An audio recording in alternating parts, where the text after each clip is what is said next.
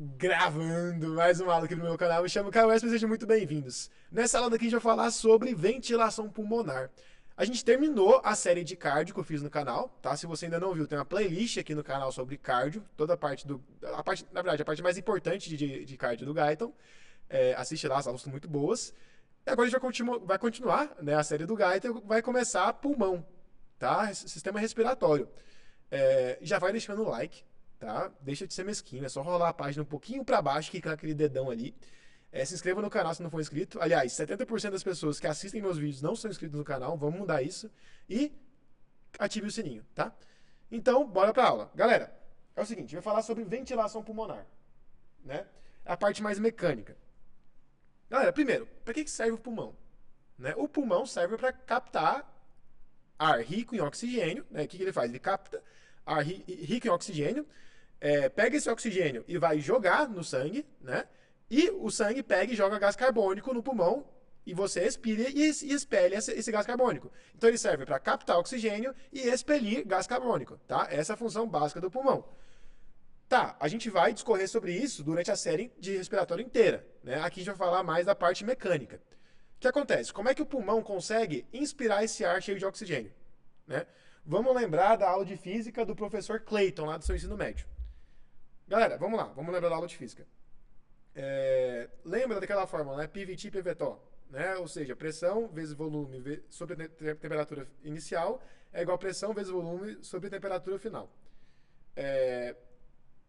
Pressão e volume são inversamente proporcionais, né? Então, se eu aumento o volume de alguma coisa, eu diminuo a pressão. Lembra, para eu movimentar uma massa de ar, né, o ar vai da alta pressão para baixa pressão. Então, para eu conseguir pegar ar de fora e colocar dentro do meu pulmão, tem que estar numa situação de baixa pressão dentro do pulmão. Caio, como é que eu causo baixa pressão? Eu posso aumentar o volume, porque é inversamente proporcional. Então, a forma com que eu consigo inspirar o ar é aumentando o volume do pulmão. E isso acontece em dois âmbitos. Como assim? Aliás, dois eixos, né? O pulmão ele aumenta tanto em altura, né? Tanto em, na verdade, comprimento, quanto em diâmetro. Né? O diâmetro mesmo, tipo assim, fica mais gordão. Né? Como é que ele aumenta em altura? Basicamente, a gente tem o músculo diafragma lá embaixo que vai puxar a base dele lá para baixo. Então pensa, eu tenho um pulmão aqui, aqui está o ápice, aqui está a base. Quando o diafragma puxa ele para baixo, a base para baixo, ele vai aumentar a altura dele. Ele fica mais alongado. Aumentando a altura, aumenta o volume e diminui a pressão, eu puxo o ar. Só que a outra forma de eu fazer isso também, de aumentar o volume, é aumentar o diâmetro dele. E qual o músculo principal que aumenta esse diâmetro? São os intercostais externos. Vou colocar uma foto aqui na tela, tá? Espero que eu não esqueça de colocar. Mas os intercostais externos estão entre as costelas, né? E eles vão, afastar uma costela da outra. Aliás, eles vão elevar o gradil costal. Tá? Elevando o gradil costal, eu consigo aumentar o volume no sentido de aumentar o diâmetro. Tá? Vamos voltar para o iPad. Então, aqui, ó. Aliás, não é só o intercostal externo, né? Nessa parte de elevar o gradil costal, eu tenho os intercostais externos, eu tenho, o esternocleidomastoide, que é esse músculo daqui, né? Que quando você vai palpar, por exemplo, a carótida, você palpa se guiando por ele. A gente tem o serrátil anterior, que também ajuda, e o escaleno. Todos eles vão elevar a caixa torácica, aumentando o diâmetro, entendeu? E aumentando também o volume. Tá? Isso para inspiração. Inspiração tem que aumentar o volume para diminuir a pressão e eu movimentar ar rico em oxigênio para dentro. E a expiração, Caio? Bom, é o contrário. Eu tenho que diminuir o volume para aumentar a pressão para o ar ir de uma pressão mais alta para uma pressão mais baixa, que é fora do corpo. Né? Se eu aumento a pressão dentro do pulmão, o ar vai buscar uma pressão mais baixa, né? No caso, fora do corpo, expelindo ele. E quem que faz isso, Caio? Bom, é o mesmo esquema. O diafragma... O diafragma, ele vai relaxar. Lembra que aqui ele puxou para baixo, contraindo. Aqui ele vai relaxar, ou seja, ele vai voltar ao normal, diminuindo o volume. Só que, imagina, eu tenho um ar dentro do pulmão. Só o diafragma relaxar, eu não vou ter muita força expelindo o ar para fora. Então, os músculos abdominais, eles ajudam o diafragma a voltar ao normal. Então, qual é o músculo que participa da redução de altura da expiração? Bom, primeiro, o relaxamento do diafragma e também o músculo do abdômen. Tá? Vai ajudar a empurrar o diafragma para cima. E, Caio, eu elevei a caixa torácica, né? Eu aumentei o diâmetro, diminui também. Quem que diminui? Os intercostais internos, tá? Então, intercostais externos vão aumentar o pulmão, vai aumentar o volume, o interno vai diminuir, tá? E também o reto abdominal vai ajudar nisso também, tá? Com isso eu diminuo o diâmetro e também diminuo o volume, né? Diminuindo o volume, aumenta a pressão dentro do pulmão e joga o ar para fora, tá? Galera, tá, é assim que funciona a mecânica da inspiração e expiração, você já entendeu? Agora é o seguinte, eu preciso que vocês saibam o conceito de algumas pressões. Alguns conceitos, na verdade, olha só. É o seguinte, pensa comigo. Se eu pego um balão, né? Se eu pego um balão daqueles de festa mesmo, e tiro todo o ar dele, qual que é a tendência dele? A tendência dele é colabar, né? Pensa se acontecer isso com o seu pulmão. Não vai ser nada legal se ele colabar, né? Para encher de novo vai ser difícil. Então, a gente tem que ter alguma coisa, alguma força que não deixe ele esvaziar tudo e que mantenha ele um pouquinho cheio de ar, que não deixe ele colabar. Como é que eu causo isso? Que força que causa isso?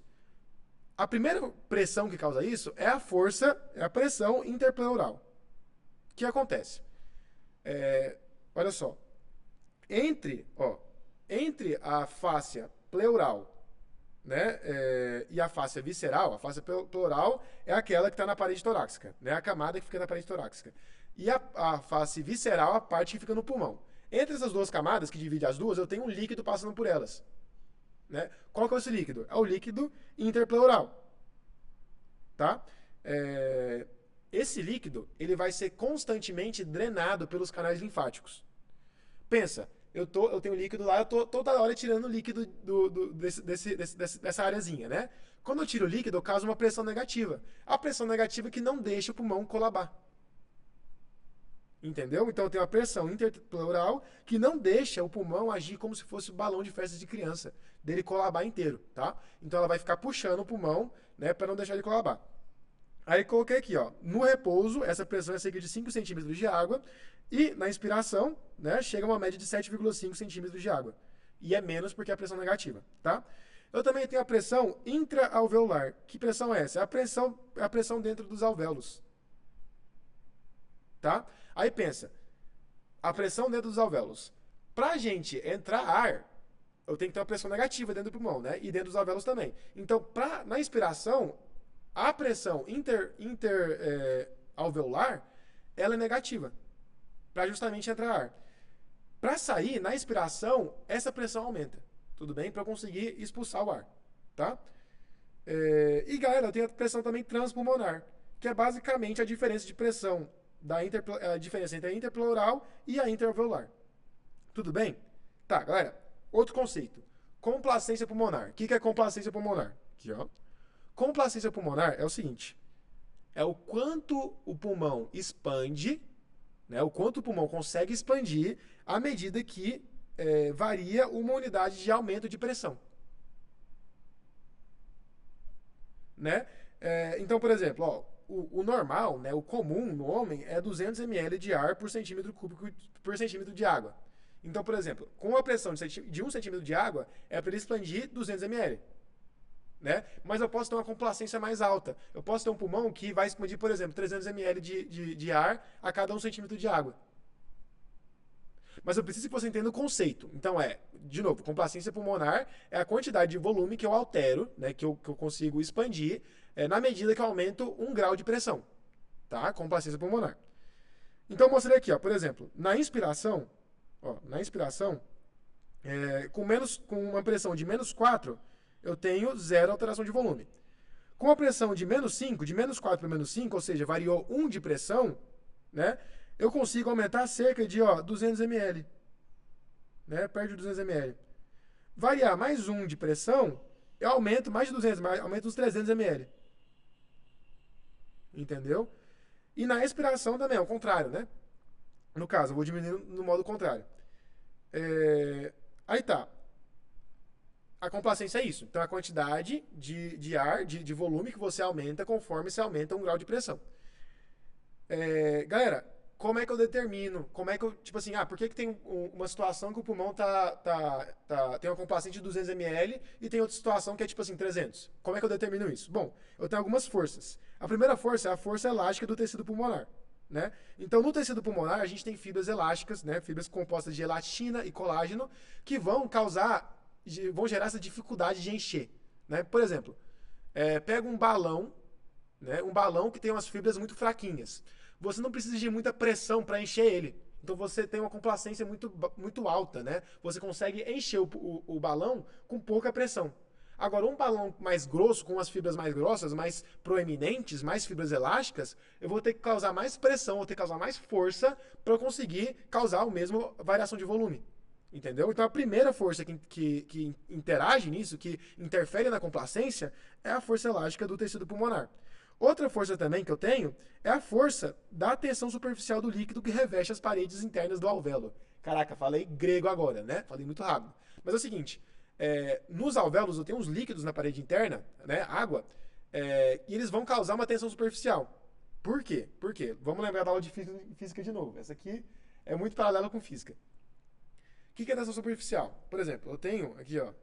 Eu tenho umas moléculas, eu tenho uma gota, por exemplo. Uma gota seria ótimo para mostrar a. Aliás, perdão. Eu tenho uma água parada, né? Lembra daquela foto do mosquitinho que pousa na água parada? Por que isso acontece? Por causa da tensão superficial. É porque eu tenho uma camada de água revestida com a camada de ar, né? Em contato com a camada de ar. Essa água que fica na superfície, essas moléculas de água na superfície, elas vão poder fazer mais ligações de hidrogênio, né? Mais interações de hidrogênio com elas mesmas. Então, eu crio uma tensão na superfície. Essas moléculas na superfície, elas se ligam de um jeito mais forte e criam uma tensão nelas. Tá. No alvéolo, eu tenho esse mesmo esquema, né? Eu tenho o alvéolo, né? Eu tenho um líquido aqui em volta e esse líquido está em contato com o ar. Essa camada de moléculas de água em volta do ar, elas vão se ligar de um jeito mais forte, causando uma tensão superficial. E isso tende a fazer com que o alvéolo, né, colabe, porque a água quer juntar uma com a outra.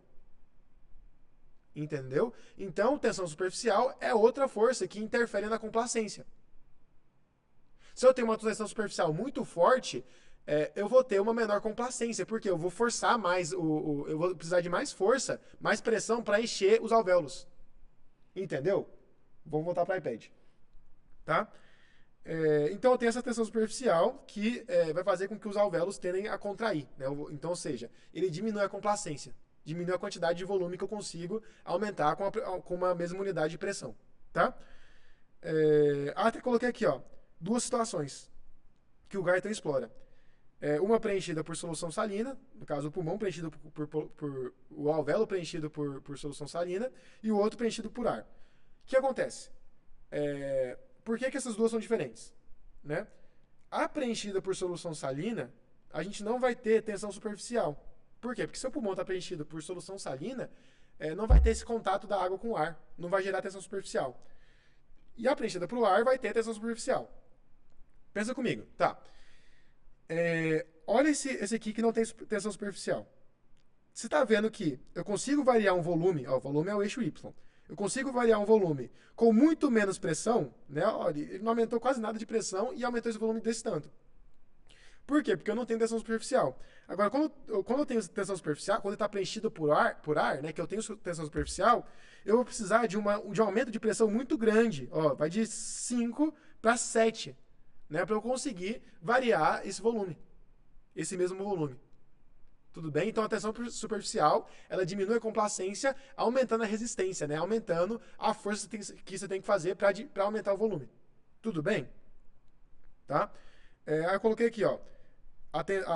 No caso, a parte preenchida por ar, né? O alvéolo preenchido por ar, o pulmão preenchido com ar, ele necessita de 3 vezes mais força, né? Para variar a mesma quantidade de volume. Tudo bem? Galera, aí você pensa assim, tá? Então, o alvéolo está preenchido por líquido, né, por água, e eu tenho uma força pressionando ele para dentro, né, pressionando a água para dentro, forçando meio que o alvéolo a colabar, a ficar mais juntinho. Por que não colaba? Né? É porque a gente tem um controle dessa tensão superficial. Lembra do ensino médio? O que controla a tensão superficial? O que diminui a tensão superficial da água? basicamente as moléculas que são anfifíricas, né? Anfifíricas quer dizer o quê? Que elas têm uma parte polar e apolar, né? No caso, na medicina, né, a gente chama de surfactantes, tá? Então, a gente tem os surfactantes que eles vão diminuir essa tensão superficial para o pulmão não colabar, para os alvéolos não colabarem. Outra coisa também que tem uma sua interferência é a caixa torácica, né? Por quê? Ela também tem elasticidade, então ela também dificulta a entrada de ar. Tá? Ela também força o ar a sair, entendeu? Ela também diminui a complacência. Tá? Ou seja, é necessário. O Guyton fala que é necessário o dobro de pressão para insuflar por causa da caixa torácica. Ou seja, se a gente não tivesse caixa torácica, se fosse só o pulmão, a gente precisaria da metade da pressão que a gente precisa para encher o pulmão. Entendeu? Então a caixa torácica também atua dificultando essa entrada de ar. Tudo bom? Esse aumento de volume. Galera, terminando a aula, vamos falar sobre a espirometria, que são os volumes e capacidades do pulmão. O primeiro volume notável é o volume corrente. O que é volume corrente? Volume corrente é a capacidade de ar que entra no pulmão quando a gente inspira. Inspira ou expira, né? Ou seja, quando entra, né, na inspiração ou quando sai na expiração. Então, por exemplo, o nosso volume corrente é 500 ml. Então, na inspiração normal, aqui, normal mesmo, não estou forçando nada, vai entrar cerca de 500 ml de ar, tá? E isso a gente chama de volume corrente, é o volume que passa na inspiração normal, que entra na inspiração e que sai na expiração normalmente. Eu tenho também o volume de reserva expiratório. O que é o volume de reserva expiratório? É o volume máximo que eu consigo inspirar. Né? Cadê? Aqui, ó. Volume reserva expiratório. Então, além do volume corrente, eu tenho um volume máximo de reserva, que se eu precisar eu consigo inspirar. E qual que é geralmente esse volume? Chega de 3.000 ml. Então, se eu fizer isso aqui, ó, inspirar muito, inspirar o máximo, eu vou conseguir inspirar mais 3.000 ml. Tudo bom? 3 litros de ar, é muita coisa, tá? Porra, 6 vezes o volume corrente, tá? Eu tenho também o volume de reserva expiratório. O que é o volume de reserva expiratório? É quando eu consigo, quando eu expiro no máximo. Então, o volume de reserva inspiratório é o inspirar no máximo, o volume de reserva expiratório é o expirar no máximo. Então, por exemplo, eu tô aqui com volume corrente normal, né? Aí eu vou e solto todo o ar do pulmão, forçando, assim, ó. Até não conseguir. Nessa coisa que eu fui até não conseguir, eu variei, né? Eu joguei fora o volume residual, o volume de reserva respiratória. Tá? E eu também tenho o volume residual. Caio, o que é o volume residual? O volume residual é o volume que sobra no pulmão depois de eu expirar tudo. Né? Porque o pulmão nunca vai expirar todo o ar que tem dentro dele. Sempre vai sobrar uma quantidade de ar. E essa quantidade de ar que sobrar na expiração máxima, a gente chama ele de volume residual. Tá? Pegou essa parte de volume? Agora vamos terminar com as capacidades. Tá? Capacidade geralmente é a soma de volume. Tá? Então, por exemplo, a gente tem a capacidade inspiratória, que seria essa aqui, ó. Capacidade inspiratória. O que é a capacidade inspiratória? Ó, é basicamente o volume corrente mais o volume volume de reserva inspiratório. Então, capacidade inspiratória é o volume corrente mais o volume de reserva inspiratória. Tá, qual que é o outro volume que eu tenho? Eu tenho o volume de reserva, qual que é a outra capacidade que eu tenho? Eu tenho a capacidade vital. O que é a capacidade vital, Caio? A capacidade vital é a capacidade, é o volume expiratório, né, volume de reserva expiratório, mais o volume corrente, né, mais o volume de reserva inspiratório. Então, são os dois volumes de reserva mais o volume corrente. Isso é a capacidade vital, tá? E eu tenho também, além dessas, né, eu falei já da capacidade inspiratória, da capacidade vital, eu tenho a capacidade residual funcional, né? O que é? É basicamente a capacidade, o volume residual, que é o volume que sobra no pulmão, quando você expira tudo, mais o volume respiratório, o volume de reserva respiratória. Tudo bem? Pegaram essa parte? Tá? E a capacidade inspiratória, acho que eu já falei, né? A capacidade pulmonar total, são todos os volumes. Tudo bem? Galera, é isso que eu queria falar nessa aula, tá? Essa primeira aula aqui era a parte mais básica mesmo. Vamos avançar nessa série, vai ter uma playlist sobre isso. Mas essa aula eu queria falar isso. Se gostou, deixa o like, né? Se não deixou até agora, pelo amor de Deus, deixa o like. Se inscreva no canal se não for inscrito, me siga no Instagram, @sbercaio, lá também posto conteúdo. E é isso, tá? Até a próxima.